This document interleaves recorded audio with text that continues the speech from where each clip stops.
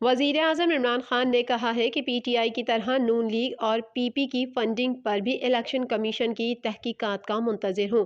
وزیر اعظم عمران خان نے ٹوئٹ کرتے ہوئے کہا کہ میں الیکشن کمیشن کی جانب سے سمندر پار پاکستانیوں کی پی ٹی آئی کو کی گئی فنڈنگ کی جانچ پڑتال کا خیر مقدم کرتا ہوں۔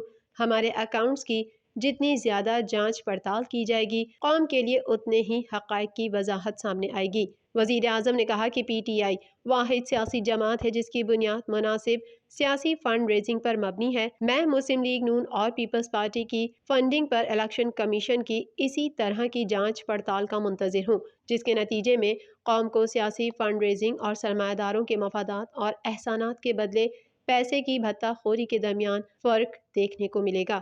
مسلم لیگ نون کے صدر شہباز شریف نے ٹوئٹ کرتے ہوئے کہا کہ سچائی لوگوں کو بے نقاب کرنے کا بہترین طریقہ ہے۔ الیکشن کمیشن اسکروٹنی کمیٹی کی رپورٹ عمران خان پر ایک سنگین فرد جرم ہے۔ شہباز شریف نے کہا کہ اب پتہ چلا کہ پی ٹی آئی گزشتہ 7 سال سے غیر ملکی فنڈنگ کیس سے کیوں بھاگ رہی تھی۔ صادق اور امین کا رچایا گیا ڈھونگ اب بے نقاب ہو چکا ہے۔ پاکستان پیپلز پارٹی کے چیئرمین بلاول بھٹو زرداری نے P T I foreign funding case کے حوالے سے اسکروٹنی رپورٹ کے اجرا پر اپنے بیان میں کہا ہے کہ الیکشن کمیشن کی اسکروٹنی رپورٹ کے بعد عمران خان کا کرپشن سے آلودہ بھیانک چہرہ سامنے آیا ہے۔ مولانا فضل الرحمان کا کہنا تھا کہ تحقیق کے بعد ثابت ہو گیا کہ پی ٹی آئی کے اساسی رکن اکبر ایس بابر کے الزامات درست تھے۔ وقت نے ہمارے موقف کو درست ثابت کر دیا کہ عمران خان عالمی طاقتوں کا مہرہ ہے۔ عمران خان سے ملکی سلامتی اور مسلم قوم کے مفادات سے کوئی سروکار نہیں۔ ان کا 3.5 سالہ دور اس قوم کے مستقبل پہ